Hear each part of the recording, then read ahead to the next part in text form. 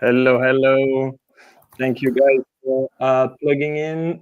First live with European team Bull Bitcoin. How are you doing, Théo? Good to see you, man. Hey, Gégé. Nice to see you too. Hi, everyone. Thanks for tuning in. Feels weird to talk to you in English, but I think we're going to be okay. So guys, forget our Frenchy accent. I'm not sure Gilles is gonna making it. He's busy like fixing stuff on the platform. For everyone listening, we are just like days apart from like launching in Europe. The platform is ready. Banks are ready. We have all the approval. We bought like local French company, Bitcoin Lyon, so we can operate all around Europe, starting very, very soon. You did like the first demo about the Bull Bitcoin new platform that's going to be rolled out in Europe very soon. Théo, can you tell us a bit more about it? Yeah, yesterday evening I was in Marseille, in the south of France, for a Bitcoin meetup. Actually, it might be the biggest Bitcoin meetup in France. And so I seized the occasion to demonstrate the platform for the first time, the European platform that will go live, as you said, in a couple of days, weeks.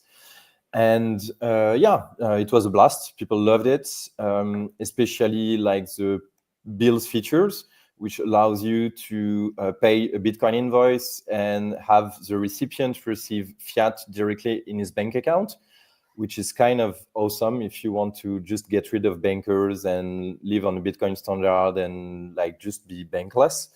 But yeah, overall, it was really sleek. Like everything worked really fine. And I mean, like when you combine like instant SEPA with Lightning, it's also incredible how fast you can like stack and sell sats. Even for me, it was like kind of a surprise because I'm used to use like the services of other Bitcoin brokers in Europe, which are already pretty good, I should say. But yeah, that was next level. Like never in my life had I like received sats like from my bank account that fast, that quickly. Before. Yeah, I tend to agree because me usually I was like using classic platform.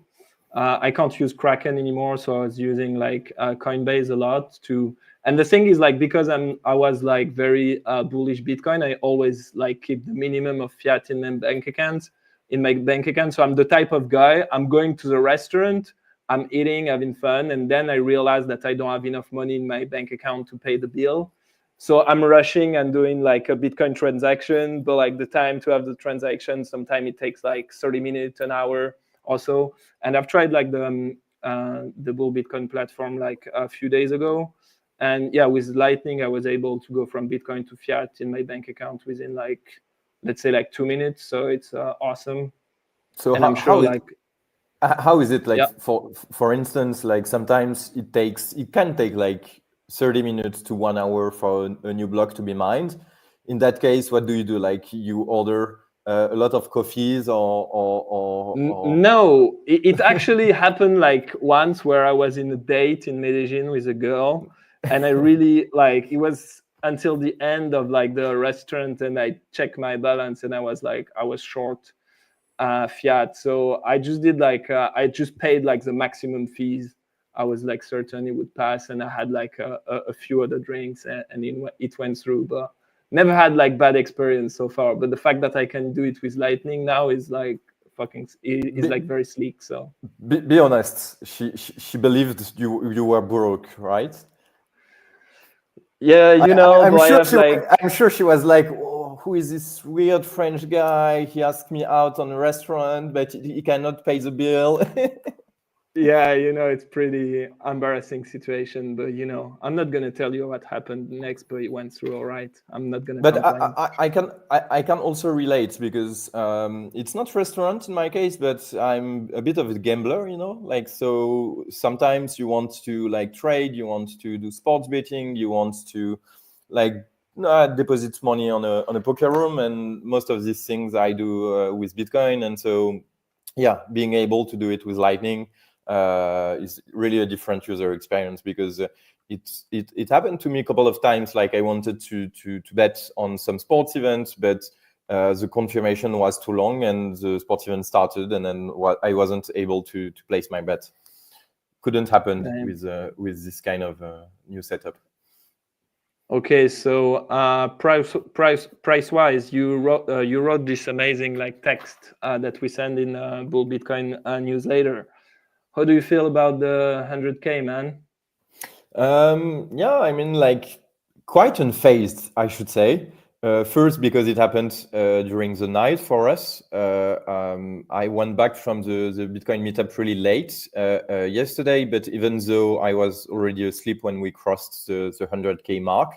But yeah, it's a good feeling when you wake up. And yeah, it's really cool to see all the plebs on Twitter like cheering and like just saying how grateful they are for the people orange pilling them, for the people who have contributed to make Bitcoin what it is. And yeah, I just hope like it will go on, and that's like we can have like a normal like beginning middle bull market. I would say I think we are in the middle of it, because I really don't like the end of the bull market when all the no coiners are FOMOing and like spreading like just a kind of weird atmosphere. You know, I don't know if you know what I mean. I don't I don't think we know. are. I don't think we have reached that point yet. Like we are not at the point where like your cab drivers and this kind of people that are usually totally ignorant to what happens in Bitcoin or stuff like that are always like talking Bitcoin or price or stuff like that. Like I haven't received like the usual message from my friends yet. Like, yeah, I want to buy. How can I do that? Even though like now I can help them quite easily to do that. It's true. Maybe they know we've been in, and like they feel they're pissed. I don't know. I didn't receive like any much of like messages. I haven't like met like random dude in bars like flexing their portfolio and like shitcoin gains, stuff like that. So I think we still have like some like time to grow. I mean, personally, I wasn't like super excited. I was like, that's kind of okay. We reached like 100K. I just had like a folder in my phone with like people to ping when we reached like 100K. Like, Doubter, a friend of mine, he would have like made so much money, this type of stuff. Like, hey bro, I was right. But that's it. Let's keep going, man. Do you know are you aware of the bet between Mike Green and what's his name again? The guy from What Bitcoin Did, British guy. Peter McCormack. Peter McCormack. Yeah, thank you. Mhm. They bet 1 Bitcoin, I think. It was public. Like they did a bet on Twitter. Basically, the terms were like, if Bitcoin crosses the 100K mark before the end of 2024, Mike Green, who is a fiat hedge fund manager slash, like, you know, like big brain macro guy that doesn't get Bitcoin, like plenty of those, and so it was like close because only like 20 something days remaining in December. So I'm really happy that he won the bet.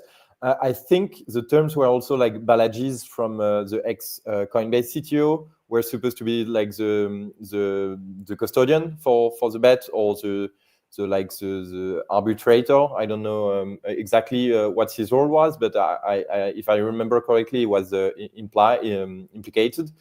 But yeah, really, really nice to see this kind of stuff like coming to fruition. And like, yeah, I'm just happy for him that he won, and that this kind of guy like gets his ego check and learns a lesson.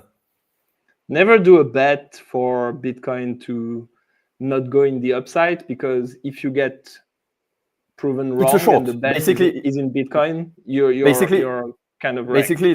Basically it's a short. Like, it's a complicated structure, but to all practical purpose, it's a short. And yeah, shorting Bitcoin is really dangerous game. Yeah, don't do that, guys. Okay, let's go to the meat of the subject. I'm sure you've seen going on Bitcoin Twitter a few days ago, everyone was talking about like France that's going to pass Bitcoin unrealized gains. And everyone was like showing this video. I think it's important to debunk what really happened there, because everyone like got like maybe not scared, but was like dunking on France. And it's true, we are living in a socialist like hellhole.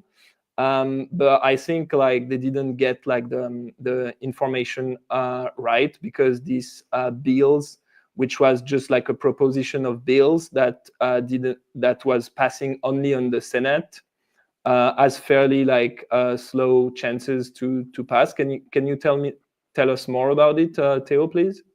Yeah, first, quick remark. It got a lot of traction. You can see, like, on the screen you share, like, Pierre Rochard sharing Marco, one of our friends, tweets reporting on this news.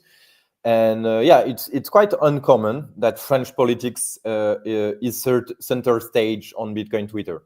And also for us, it's kind of weird, I think, because we are used to it. Like,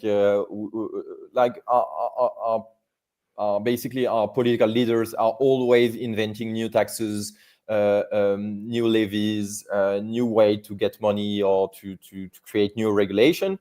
So nothing new under the sun. But yeah, I think it got a lot of traction because people believed that it passed into law. But as you mentioned before, and as it is written on the community notes on the below the tweet of Pierre, actually the legislative process for a law to pass in France, it takes several rounds, and the first one is basically either the government proposing the law, and then it has to be voted and amended in both chambers. So if it passes on only one, it doesn't really mean something.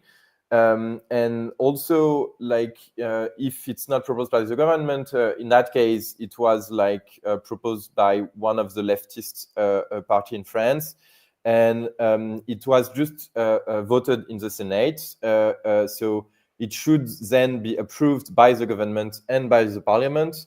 and it could be amended too. So there is absolutely no chance that it passes as is. And also, one things like that shows this is like the lack of people within the Senate. Like if you see like the whole video clip, you can see that there are like 20 senators present for the vote, which also shows that it's unimportant, it's uneventful. Like I don't know if you remember, like a couple months ago, we had kind of the same circus where La France Insoumise, which is like basically the leftist, extreme left in France, proposed a lot of crazy. Communist? Yeah, communist. They proposed a lot of crazy stuff, and it passed the Senate as here, but it was uneventful. It didn't mean nothing, and nothing passed into law. And it was part of the whole like budget bill for 2025. So it's still pending, but anyway, it was rejected by most other political parties. And at the moment there was like this kind of also how to put it, like this kind of mass comments on Twitter, on the internet, especially from foreigners, because they believed that it was passed into law, whereas in fact it's not. And also there is one last step I should mention, and then we will stop with all these like technicalities. In France, we have something called like the Conseil Constitutionnel, constitutional court. It's not exactly a court because it's not a judge sitting there. It's former member of the executive mostly, which is kind of weird because the role this chamber has, it's like 9 people, something like that. And basically they need to make sure that the laws that are passed abide by the French constitution, which oftentimes is not the case. Like, for example, when François Hollande, a leftist political leader in France, came into office in 2012, he wanted to do like a super crazy tax on really high income earners, tax 90% above something like 1 million per year. And he proposed that because he knew that it wouldn't pass the Conseil Constitutionnel. And so it was a way to like gain like left votes, and while proposing something that would never have become a reality. And in that case, like what they propose, like taxing like unproductive assets, it's difficult to say how it would pan out. But in my opinion, there is a decent chance that it will be refused by the Conseil Constitutionnel. So that's all for the technicalities. But long story short, it's not passed into law yet. So because it has to pass, so it passed the Senate, but then it needs to pass. It was empty. It's not really the Senate. Fair enough. Yeah, fair enough. But then it needs to pass the Parliament, which will most likely not pass. And then I think the government say they were opposed to it, so they need to have like the government approval, which is not going to pass, and the constitutional guys will probably deny it too. So there is like actually very, very low chances that it's going to pass into action. And also people don't mention it, but like, yeah. If I can just add something before you jump to something else. Also, basically what happened is like communists agreeing with each other that they will seize more wealth to productive people, which is okay, business as usual.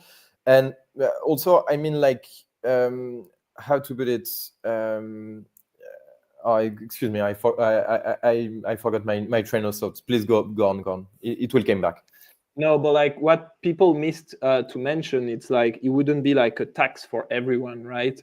It's called like a high fortune taxes. So the bracket of percentage, if you would have been into action, would have like started at 1.3 million euros equivalent in Bitcoin. And then you would like increase the rate gradually, right? Exactly. Yeah, it's a kind of progressive scale. I remember what I wanted to add. One thing to remember also is that next week we might not have the same government because we have this kind of process where there is for maybe British people listening, like it's kind of the same thing as a vote of no confidence, and like the current government is really not popular, and there is kind of a stalemate in the French political landscape now because no major parties have a majority and they can't agree on anything. So basically you have like the far right, which is kind of like identity politics and stuff like that. There are a bunch of like patriotist socialists. You have like the center globalists, led by Macron, which is currently in the government, but they lack a lot of support. And then you have like the left, which is spread between different parties, but they kind of agree that they need to tax more, as always. So in this context, there is a lot of turmoil in French politics, and we don't know what is what and what will happen. But to be frank, it's kind of a good situation because it's always better to have like politicians without a majority because they cannot pass new laws that easily, and it allows normal people to go on with their life and not be disturbed by new laws, new regulation, new taxes, new political stuff every morning. Because at the moment the French government is in a tightening of budget. I mean, actually they're not tightening the budget, they try to increase their earnings. So they gain earnings through taxation, and every week pretty much we have a new bill that they try to pass to increase taxation for people that produce value in the country. So that's why most people are leaving. I know you've wrote about it in the past. Maybe for foreigners that are listening to us, maybe can you explain a little bit what's happening, debt-wise, the interest of the debt that we need to pay, and maybe what's happening with retirement funds also? Yeah. So basically, as you know, like France is within the Eurozone, and because in the Eurozone, there is basically no mechanism to prevent one country to print money to pay for anything anything you can think of, and basically footing the bill to the whole Euro community.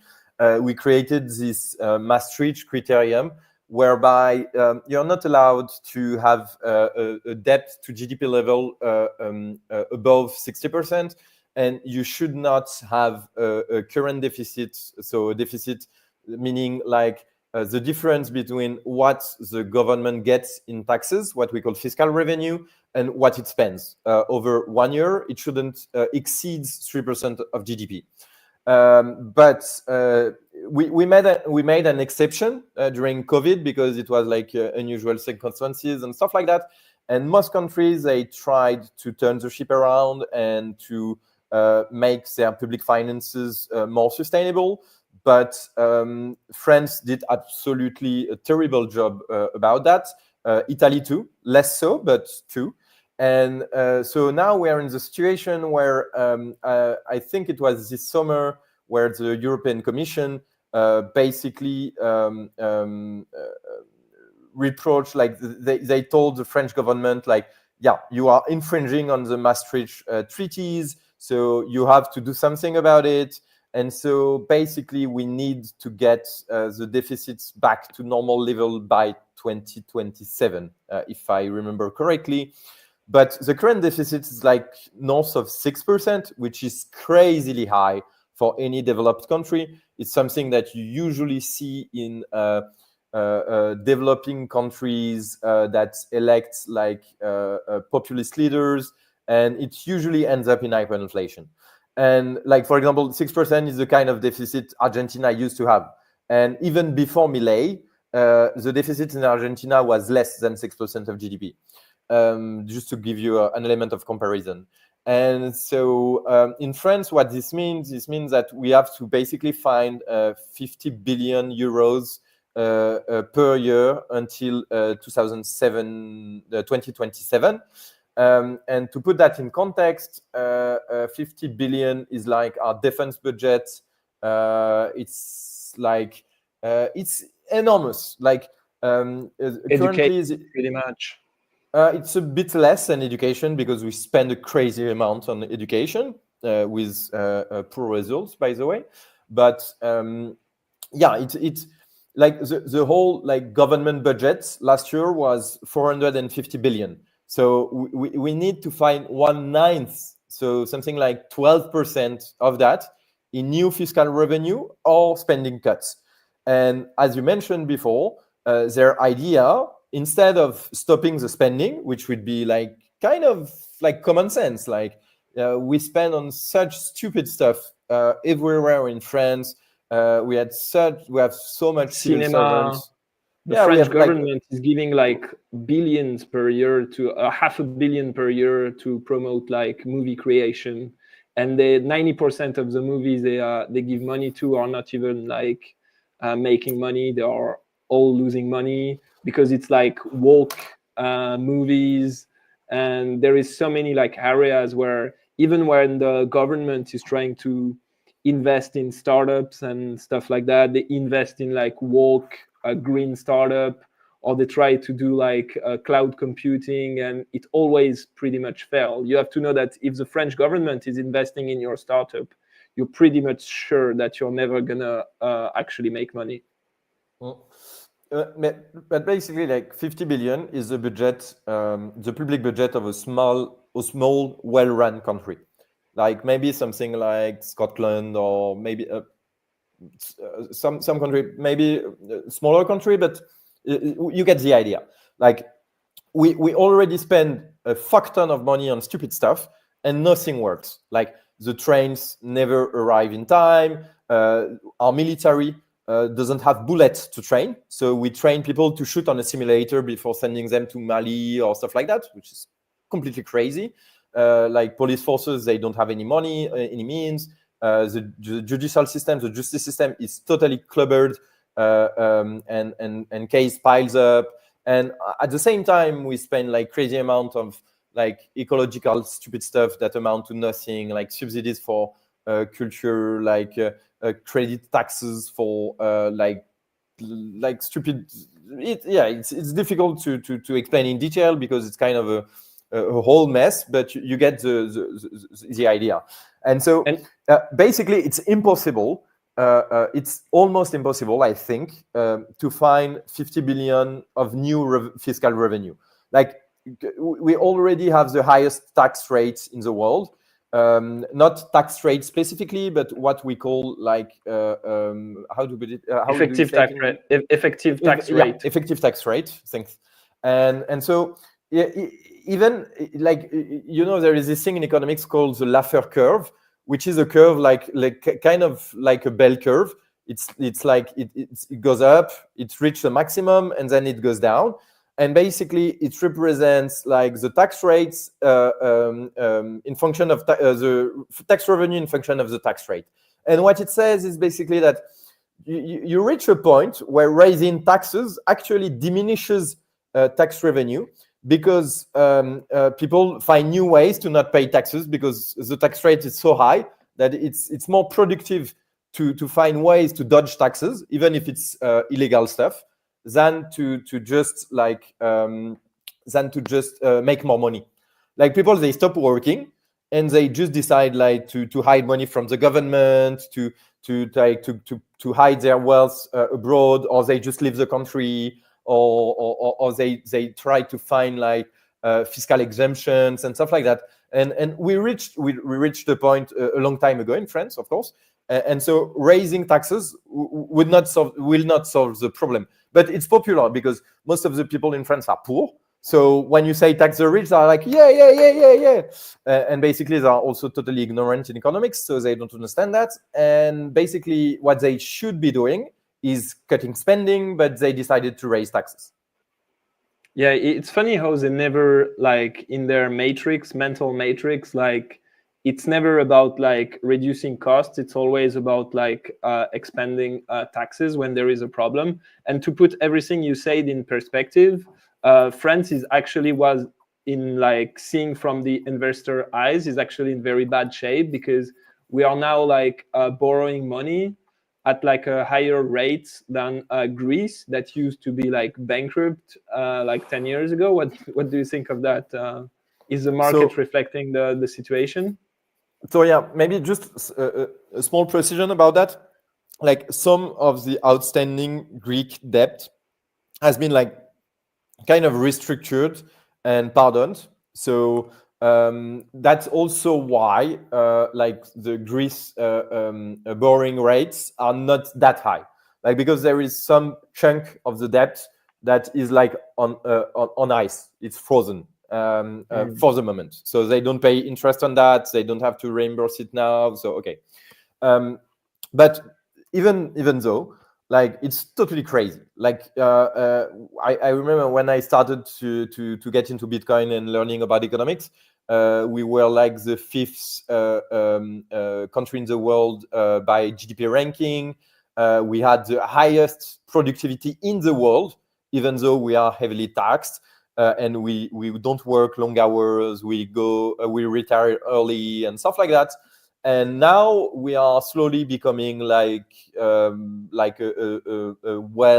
ill-run, socialist-run South American banana republic, and it's totally crazy. And what's also like astonishing to me is the fact that like the Netherlands, the Germans, like other European countries, like they don't seem too mad about it. But to put things like really simply, when we say we have like 6% deficit, what it means is that we print 6% of the French GDP every year in euros, creating inflation for other countries. So if I was like Chancellor of Germany, I will like just get out of the euro and leave France with its own problem. Because in the current like ideology and the current political landscape and the current zeitgeist, it won't change. Like if we are at the point where we are talking about like raising taxes instead of like rethinking our whole model, which cannot work in the long run. Maybe we'll talk about retirements later. It means that we will get fucked basically. We will like France will like really have a lot of economic problems in the years to come, and we could drag some European countries down with us because of the euro. So I don't understand why they go about it. And it's interesting to mention also, because we didn't talk about it on Twitter. People were talking about this law, and they say it was like a capital gains tax, but it's actually not a capital gain tax, because on a capital gain tax, you're taxed on the supposedly gains you've made, and this tax is about wealth. So even if you are at a certain threshold, even if you lose money on your asset, you're gonna get taxed, right? And I think they have like a kind of similar law in place for Bitcoin in Netherlands. Can you expand on this, Théo? Yeah. So really good point that you mentioned. When we saw like the news being reposted on Twitter, most people were like reposting a tweet from Bitcoin Archive or something like that, which said like that France was on the verge to pass an unrealized gains tax on Bitcoin, on crypto. But which was also in the talks in the US before, like during the campaign. So I get the mistake, but it's not exactly the same thing. Like an unrealized gain tax, which is what they have in Holland, as you mentioned, is like if like you have like some worth in Bitcoin, for example, at the end of the year or the beginning of the year, depends. You will like declare how much it's worth, and you will pay a capital gains tax on the latent profits, on the profits you have not yet realized. Whereas a wealth tax, you tax the whole chunk. So no matter the price you bought the asset, no matter if you are underwater or in profit, you pay. I So think it's in even Netherlands they even like it's not even like about how you made. It's actually they decide the rate, right? I think last year it was like 6%. Yeah. Let's break down the law in Netherlands, because I was not aware of this before preparing for this live. And yeah, it's one of the most retarded law I've ever seen in my life. It could be a French law. Like, I am quite astonished that like the Dutch beat us to the post with that. Like, really, guys, congrats. Like, we invented all the modern taxes, but like, yeah, this one, like, kudos to you. So basically, in the Netherlands, correct me if I'm mistaken, but they take like the price, for example, of Bitcoin at the beginning of the year, the price at the end of the year, and so depending of how many Bitcoins you hold and declare, they will calculate the difference and apply the tax on this supposed gain. But it makes no sense, because if you bought, like, for example, the 1st of July, and for example, Bitcoin pumped, as it was the case this year, from the 1st January to basically a whole year, you will be like the tax, the amount on which the tax is calculated does not reflect your investment. So it's really weird. Like, it doesn't correspond to any reality of what the investor is sitting on in terms of gains or asset worth. And I think basically, if you have like in the Netherlands, if you have like 100,000 euros in Bitcoin, it's like you would have to pay like 6% this year or something like that. We did the calculation, and it was like, yeah, something like that, like 6,000 euros. And so, yeah, it was, yeah, because with 100,000, if we say like at the end of the year, Bitcoin will be 100k euros, you will be taxed on that. So it makes like 6,000. But you also have a tax-free allowance of 57,000. So it will be much lower than that in practice. It will be something like 2,000 and 2,500, something like that. But if you have like a big bag, like maybe 10 or 20 or 30 Bitcoins, the 57,000 tax exemption is like, it amounts to nothing compared to your stock value. So then you will be taxed like 6% on millions, which is like a really large amount. And if you are on a Bitcoin standard, you will, of course, you will have to sell some coin to pay for that. So yeah, it's quite unproductive. But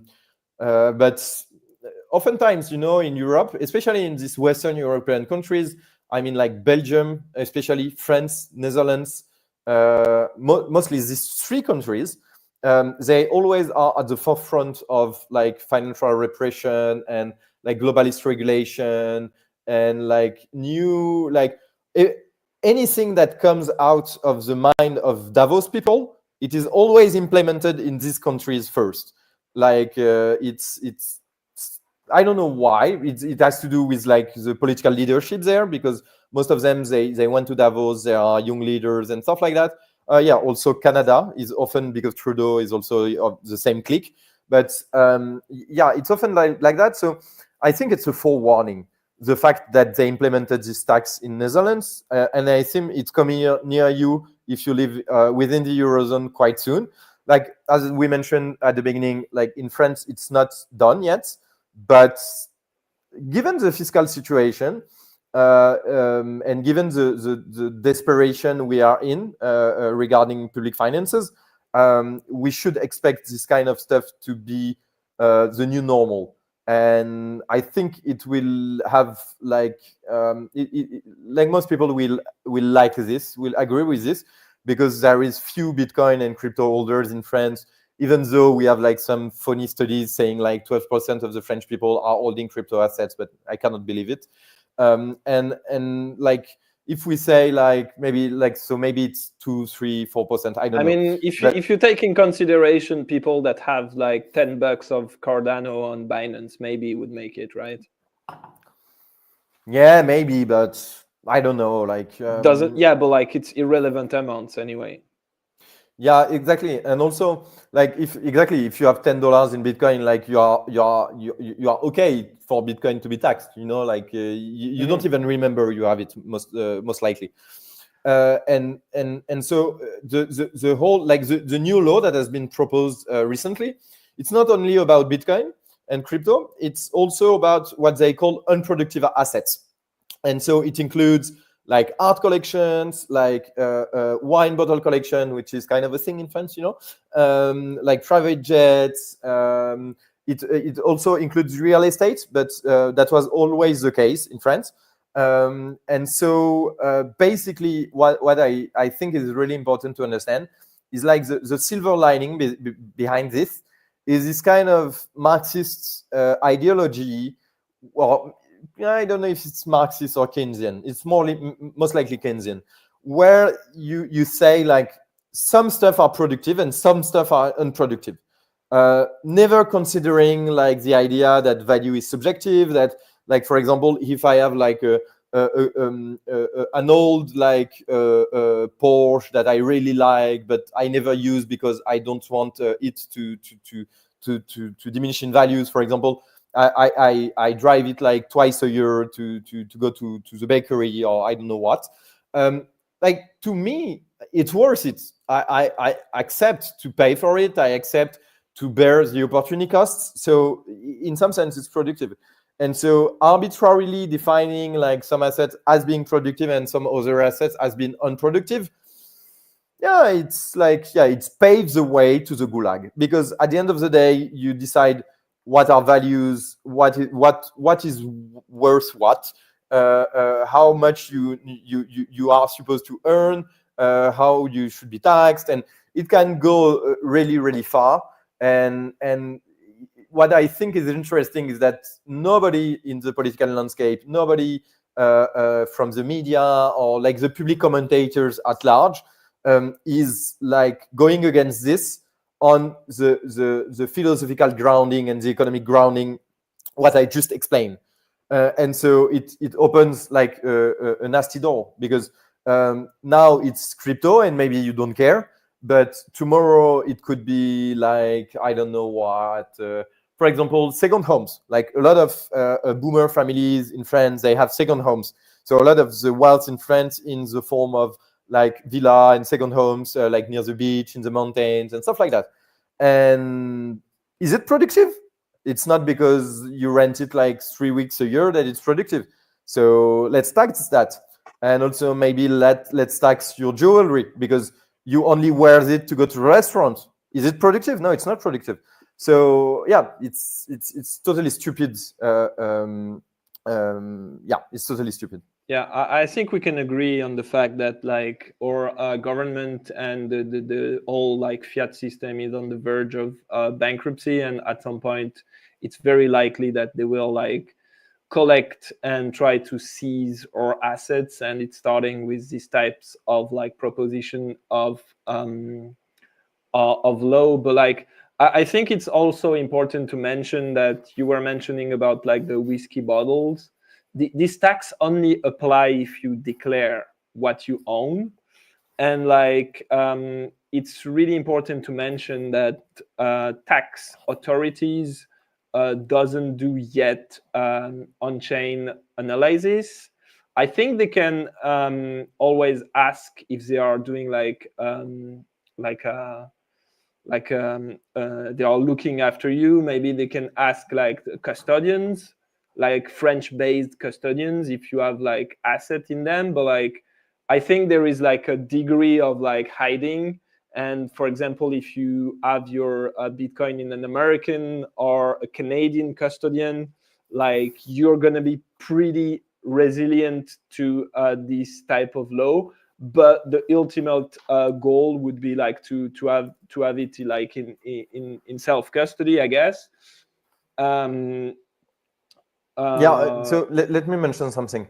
Like what the fiscal code in France says, so basically the law, is that in order for the wealth tax to apply, like the burden of the proof is on the government to prove that you own the assets it wants to tax. So, for example, if you have real estate, like there is a notary or some like office that knows that it's your land and that's your property title. If you own stocks, like your brokers is a custodian, you don't hold stocks in self-custody. So you cannot escape that for most asset categories. But if you have a wine collection, is it like likely that some like tax collector will like ring the bell and wants to visit your cellar? If you hold Bitcoin in self-custody, and even basically, for example, you bought it on Coinbase years ago and then collaborate with the French government because there are cuts and stuff like that. And then, so the French government knows like you likely have like 2 BTC in self-custody. I mean, they know you bought them at one point. Yeah, but they have to prove it. They have to prove it. That's the same. They have to prove that you still own it. So how could you prove like Bitcoin in self-custody? Is like, do you really like they need to find like a 12 words plate on your house? What about if it's like a multi-sig? What about if it's like a time lock with a liana? Or like it seems to be like pretty hard like to go after these type of people, right? So actually there is no definition for like what means possessing Bitcoin or crypto in the French law. And that's mainly because they never took the time to understand it before regulating it. So it's just like a legal uncertainty. We just don't know. And we should also mention that like the court in France, it's not like in the Commonwealth where like the law and the courts have some, they represent a recourse you can use to fight against the government when he breaks the law and encroaches on liberties and stuff like that. In France, like the judges and the law are not really independent from the government. It's just a big blob. And they go to the same schools, they are old friends, and like even like functionally speaking, like the judiciary is not really independent from the political power. So there is what the law says, and so given what the law is, I would, let's imagine an hypothetical situation, because I'm not here to give like fiscal advices. But like hypothetically, if you don't declare it, I think it's almost, and you held it in self-custody, even if it's KYC Bitcoin, they have no legal ground to tax it, and they couldn't do it. But they don't even have like people that are like that understand in the tax authorities. They don't even have like people that understand what's going on. Like a bit, but mostly it's some important thing is that people low ranked. So like the high ranked people at the equivalent of the IRS in France, they don't get a flying fuck about what it is and how it works. And also, so practically speaking, I don't think they have legal ground to tax it. But since we are bankrupt,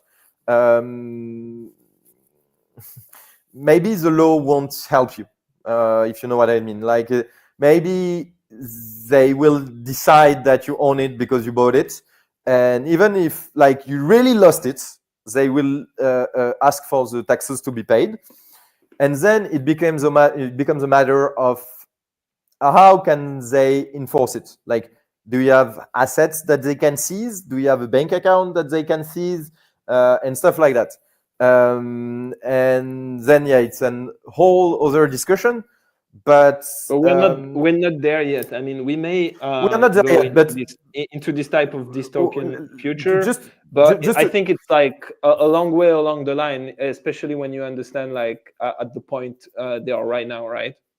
Yeah, but I mean, we are not yet, and it's not like advice, but I mean, I would, if I were you, I would keep that in mind to prepare yourself, because what I'm touting at here is that there are ways to circumvent that, and it's you to find out. But I wouldn't automatically consider that because your Bitcoin are KYC, you will be taxed on it in the event of such a law passing the chambers and becoming like enforceable. And also, I would be wary of custody, because if your assets are held at a custodian, it's super easy to seize or tax, whereas and prove detention, because someone is regulated and holding this asset in your name on your behalf. So then the proof is like it's a child's play to get it. Great. Yeah, that's So avoid custodian, especially if they are in your own country, right? I think there is I mean, degree to this game, and like even if they go full dystopian and they start like doing on-chain analysis and trying to guess how much Bitcoin you own, at one point, like it's gonna be like the sovereign individual thesis, and you're gonna need, there is government like maybe El Salvador and stuff like that that will be okay, guys, we accept you here and we are not going to mess with you too much. So you will always have like a solution if you have Bitcoin in self-custody, right? Yeah, and also we should announce that Bull Bitcoin in Europe will launch a boat accident service, just to answer to popular demands. No, I'm kidding, but at some point, yeah, it's like I can clearly foresee a future where like bankrupt countries such as France in Europe go like full crazy on this kind of type of taxes, and where like Bitcoiners like just like are the only people basically in the country able to deal with this, because they have the flexibility to manage, to have like a liquid asset that can go through borders, right? You can't take with you like real estate or stonks through the border, right? You can hold your Bitcoin in self custody in your head, and like it's almost impossible to prove like that you own it, right? Okay, thanks for this clarification, Theo. We had Saida that has been waiting in the backstage for a bit. I think, Saida, you need to unlock your mic. Yeah. Here we go. Saida, hey, how are you doing? I'm great. How are you? Not too bad. You reached for us because you had like a few questions regarding like what's happening tax-wise in France. Maybe you can introduce yourself. I know you have like an amazing Bitcoin podcast. You had like thank you. Gilles on it a few weeks ago. Yeah, right? So I'm Saida. I have a small podcast called Ask a Bitcoiner 21 Questions, where I challenge Bitcoiners to answer 21 questions in 10 minutes. Théo, listening to you speak, it's nice to meet you. I'm quite certain that if you were to come on, you would not answer 21 questions in 10 minutes, because we're so passionate and everything is quite detailed. So yeah, but I saw that you guys were hosting this evening, and my husband is French. My daughter also has a French passport. We also have Swiss and Canadian passports. I'm thinking of perhaps applying for a French passport, but when I see everything that's happening, yeah. Don't do it. It's a trap. So yeah, well, this is the thing. So I wanted to know, from what you see, is there a risk that French citizens who live in other countries can be impacted by these laws? There is a risk. At the moment, there is no law in France that allows the government to tax French residents living abroad. But it's under discussion. And as we mentioned before, the fiscal situation is so desperate that they are discussing these things. There was a proposal that was put in front of the Senate, I think like 90 days ago or 60 days ago, something like that, where they wanted to tax all French residents living abroad as long as they spend time in France over the past 5 or 10 years. I'm not sure. And that's the country they are in currently, tax them at almost half of what they would be taxed in France. So sorry, it's difficult to unpack. It's always like that in France. We make laws that are impossible to understand. But what it means is, like, for example, if you live, I don't know, in Switzerland and you were French and you were living in French. I have a lot of friends that immigrated to Switzerland over the past years. So, for example, there are a lot of French, generally speaking, that do that. And, for example, you left like 3 years ago, and now you are taxed like maybe 20K per year in Switzerland, or let's say 20K. And in France, with the same revenue, you would have been taxed at least 40. Then you have to pay the French taxes. Wow. And Saida, to put this into perspective, I think like it's not happening at the moment, but you need to realize that in France there is a push. Like there is a part of the population, the more the situation is getting kind of messy and fucked up, the more they are asking for government to tax the rich. So it's actually like a vicious circle where the more like the socialist and communist policy make the situation bad, the more like young people, unproductive people, and people that watch like mainstream media, they are begging for more taxation. And I'm sure this type of people would be happy to vote for a candidate that want to tax people on like on identity, like they do in the United States of America. So I don't think it's going to happen in the near future, but I think in 4 to 5 years, it's definitely not out of the equation. And maybe something I should add is that, like, you also need to have the ability to enforce it. Like there are only 2 countries that tax based on nationality instead of residency. It's the United States and Eritrea. And so in the case of the United States, they can do that because they can basically strong arm any financial institution in the world to dox their clients, to say how much assets they have. They can seize abroad. They can basically they can strong arm anyone in the world because they have the biggest military. I'm not sure France would have like a bipartite agreement with many countries to enforce that, especially because some countries could decide that it's a good policy for them to become a shelter for rich French fleeing this tax hell. So if you never lived in France, and for example, you live in a country outside of the European Union that doesn't have many treaties with France, it's unlikely that it could be enforced. But if, for example, you live, I don't know, like maybe in Spain or like in the Netherlands or some country like that, it's quite likely. So what are the chances of all of these things sort of being backpedaled?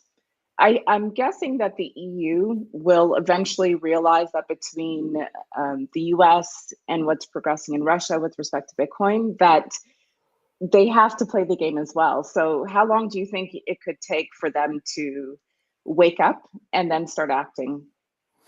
I think it won't never happen. I think it's more likely that the EU collapse before. And why am I saying that? Because like the United States and Russia are sovereign entities, whereas the EU, what we call the EU, is like different institutions like the European Commission, the European Central Banks, and stuff like that, which are unelected officials, bureaucrats, and so they don't speak for the people, and they don't have any legitimacy to enforce such draconian measures, and also they don't think strategically about like the wealth of the country and stuff like that. And that's why oftentimes they pass into law such stupid policies, and they do such stupid things. So it's only my opinion, but I think it's more likely, for example, that some countries lead the way regarding Bitcoin adoption and stuff like that, and that they force this upon the EU, either by saying, so I am sovereign, I want to do that. If you prevent me to do that, I will just leave the EU and you will deal with it. Or alternatively, they could also like just decide to do it, and it will inspire others within the EU, other sovereign states, to do the same. But I see no scenario in which it comes from the European institution down to the sovereign countries, to the member states. And like to put this in perspective again, like a few years back, like we had like presidential candidates that were talking about like leaving the EU, but like for the last two elections, it's not even something we talk about it anymore. So I think to have like a scission in between like France and the EU, we would need first to reach a point where fridges are empty, and like to have like the best scenario would be to have like a French Nayib Bukele or a French Millet, someone which is like strong hand, like you guys. Yeah, like no, the game of politics to me is rigged. So I'm not. To me, the best political things we can do is like to promote Bitcoin, and that's where I think I value my time, and that's the best to save like individual. But I don't even think like people want to be saved in France, frankly. And so yeah, to reach this point where we are having like a liberal type of leader that would like hold the line and try to go back from that, I think we need to go through phases where people really, really struggle, and we are not there yet. Something that could happen would be like maybe not at like maybe it won't break down the EU, but would be like Germany exiting the Eurozone and going back to the Deutschmark, because it's unmanageable for them to have the same exchange rates than France or Italy or these kind of countries. And at that point, it would like it would like force the French government to deal with the mess within the country, because they couldn't like our exchange rate would would be like if we got back to the franc with the current economy we have, with the current like deficit we have, like the currency would be devalued so much that people would protest and would go to the street and would accept like a libertarian leader or someone like with a more conservative stance maybe. But as long as we are in the EU, we can kick down the can down. We can kick the can down the road for a long time. Yep. It's interesting because I don't think it was like they were talking about this like a few years ago, but now there is like some right-wing parties in Germany that start to trying to move the needle and trying to talk about like leaving the European Union. So it's going to be interesting to see what happens. But I think that could be like a huge like kickstart if it's happening. Anyway, guys, it's getting late. Thank you all to join us. Guys, make sure to follow Saida. She's having like an amazing podcast, interviewing like a very nice Bitcoiner. And if you guys would like to be on, it would be an honor. Sure. Yeah, let's discuss that. That would be a pleasure. I really like the episode you did with Gilles. Oh, okay, good. Thank you. She's the professional shit poster. He's good. Yeah. He is not as professional shitposter as he pretends he is. I claim to be better than him. Okay, I know what I'm going to ask you. Anyway, we'll try to put some more content for English speakers, listeners, trying to debunk what's happening in France, what's happening in Europe, what's like the socialist hellhole is doing, and give you news about bull Bitcoin launch any days now. Okay. So talk to you soon, guys. Bye-bye. Bye. Bye. Thanks a lot.